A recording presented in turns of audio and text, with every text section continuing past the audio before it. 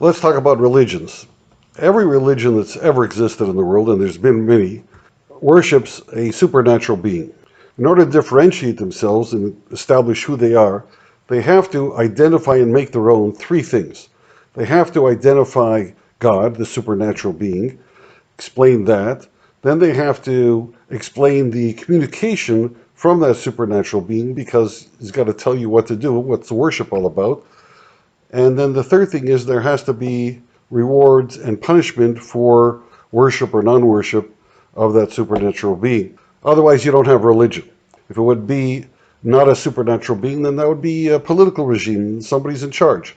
You have to have a supernatural being, and if there's no communication, then you don't know what to do. Everybody will say what on their own, and there's no organization. And if there's no reward or punishment, no consequences, then even if there's a beautiful communication, who cares? Nobody's going to follow it because there's no result from it.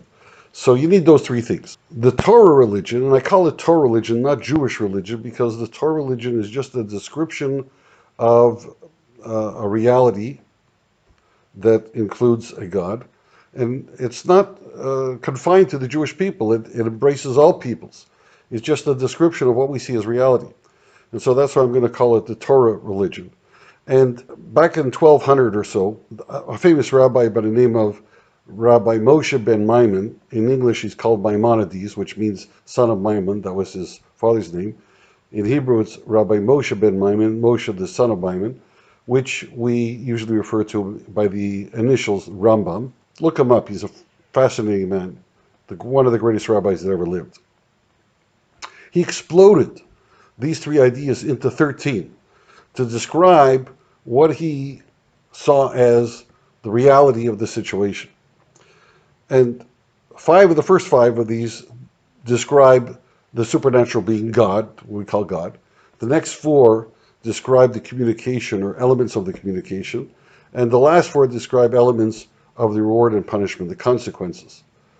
So I want to go through those with you and show how they're necessary in order to really describe the reality. The first five deal with God, describing God. And the first item he says is that it's not just the supernatural being, it's the creator of the universe. Now, once you say the creator of the universe, the other four really follow. And the other four are that there's only one, that he has no body, that he's first and last, and that he's the appropriate person to worship, to pray to, whatever. Once you say that he's the creator, the other four really follow. Because once you're saying you created the whole universe, that's what we're saying, so then you don't need partners. If you're able to create all that thing, then you're doing it yourself. And in fact, that's very advisable. If you've ever seen anything ever designed by a committee, more than one, it doesn't work as well as something that's designed, at least designed by one person, because you have to have a unified purpose and goal. So it makes sense that there would only be one creator. It makes sense that he has no body because he created the entire universe, which is where all physical matter lives, and he's above that. He created that. So he can't be made up of the thing that he created.